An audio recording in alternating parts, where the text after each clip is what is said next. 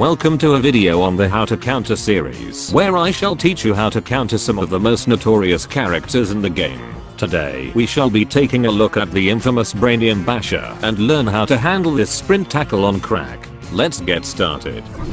Before we learn how to counter the Brainium Basher, we must learn how much of a threat they possess and what they are capable of. The Brainium Basher is a legendary upgrade that transforms his primary into a dash attack and secondary into an upward strike. The dash attack has 3 charge stages, with them dealing either 50, 90 or 125 damage, and also sends them flying forward with a distance and damage depending on how long the player charges the attack for.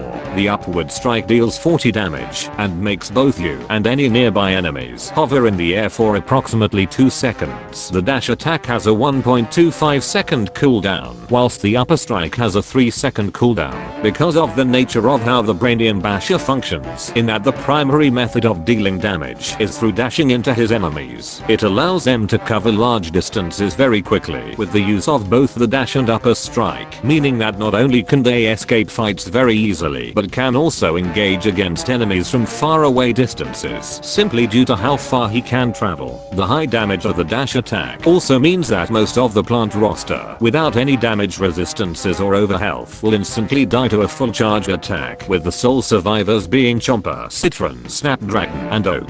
However, one can also exploit the functionality of the Brainium Basher, as due to them requiring at least 1.5 seconds to fully charge the dash attack, it means that playing around certain pieces of map geometry, such as small walls or pillars, can allow you to very easily dodge the attack and force them to either use their abilities or to use weaker charges as to increase their chances of hitting you.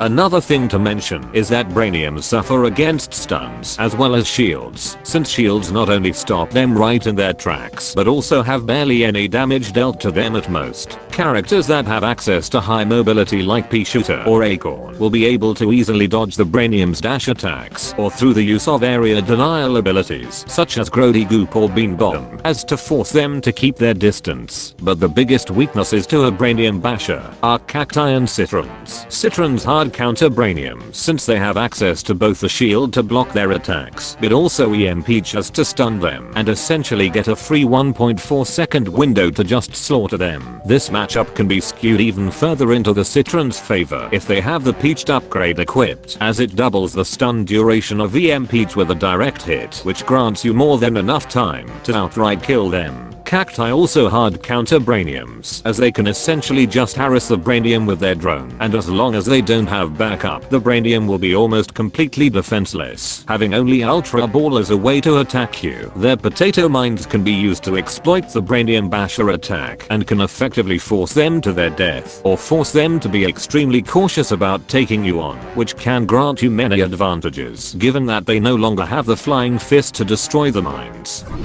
Thanks to this counter, you will now know to play around small map geometry and essentially become a Citron main just to shit on a Brainium Basher existence. Be sure to come back for the next episodes next week. Thanks for watching, and don't forget to subscribe for more shit like this. Have fun.